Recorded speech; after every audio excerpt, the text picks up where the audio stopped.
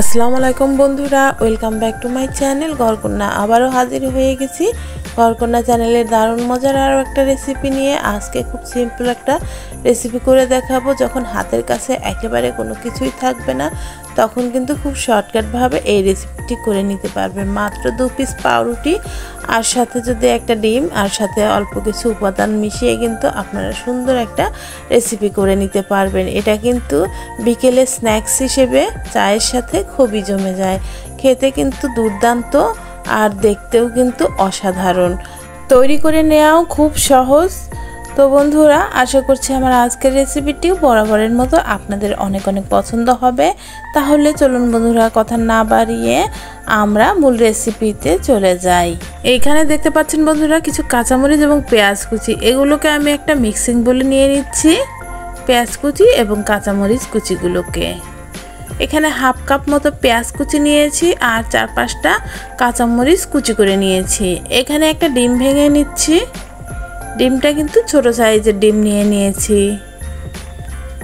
এখন আমি এখানে 3 পিস পাউরুটি স্লাইস নিয়েছি আর এগুলোকে একটু পানি দিয়ে হালকাভাবে ভিজিয়ে নিচ্ছি। খুব একটা সময় নিয়ে ভেজানোর দরকার নেই, একটুখানি ভিজিয়ে নিতে হবে। বেশি ভিজালে কিন্তু এগুলো গলে যাবে। যাই হোক, এইভাবে এখন আমি পাউরুটির স্লাইসগুলোকে পানি থেকে উঠিয়ে হাতের সাহায্যে চেপে চেপে নিয়েছি। খুব ভালোভাবে চেপে নিতে হবে। তো এখানে আমি 1 চামচ লবণ আর হাফ চামচ আদা রসুন বাটা দিয়ে নিয়েছি।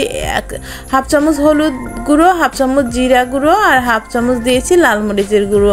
সাথে নিয়েছি একটা ম্যাজিক মশলা, আর কি ম্যাগি সাথে ম্যাজিক মশলাটা।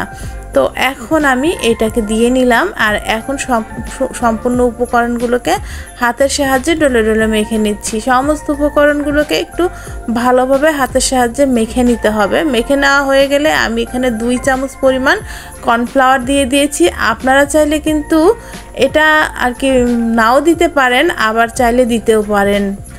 আর দিলে কিন্তু এটা মুসমুসে হবে, খেতে ভালো লাগবে। আর এই জায়গায় কর্নফ্লাওয়ারের পরিবর্তে আপনারা চাউলের গুঁড়োটাও ইউজ করতে পারেন।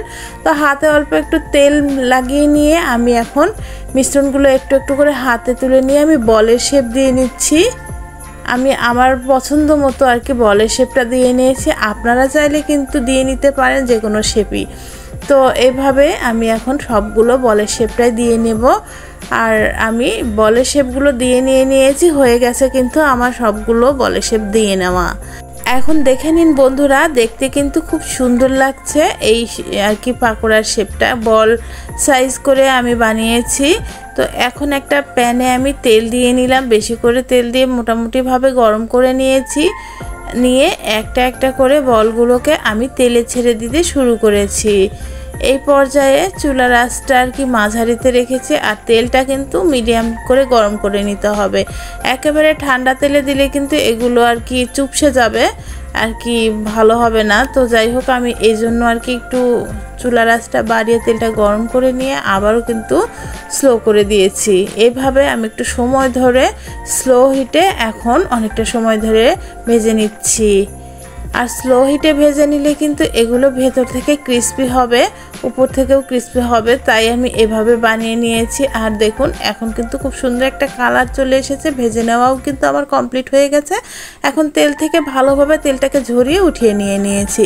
তো বন্ধুরা, দেখতেই পাচ্ছেন আজকে তৈরি করে নিয়ে আমার পাউরুটির পাকোড়াগুলো কেমন হয়েছে। আর যখন হাতের কাছে একদম কিছুই থাকবে না, চাইলে কিন্তু আপনারা অল্প কিছু পেঁয়াজ কাঁচামরিচ ডিম দিয়ে এইরকম পাকোড়া বানিয়ে নিতে পারেন। খুব শর্টকাটভাবে হয়ে যায় আর তৈরি করে নেওয়া খুব সহজ। তো আর খেতে দুর্দান্ত। আপনারাও চাইলে যখন হাতের কাছে কিছুই থাকবে না, এইরকম পাকোড়া বানিয়ে পরিবেশন করতে পারেন। আপনাদেরটাও কিন্তু এরকমই সুন্দর হবে আমি আশা করছি।